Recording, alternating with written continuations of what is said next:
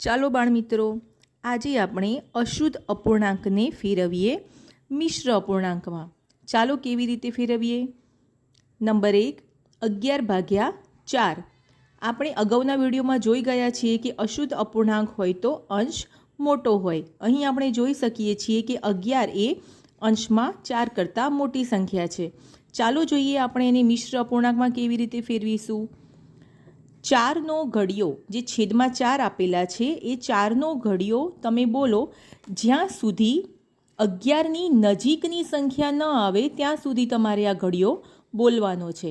અહીં ખાસ નોંધ લખેલી છે કે 4 × 3, 4 3 12 થશે, પણ તમે એ ન લઈ શકો કારણ કે તે 11 કરતાં વધી જશે, મોટી સંખ્યા છે, માટે તમારે લેવાની નથી.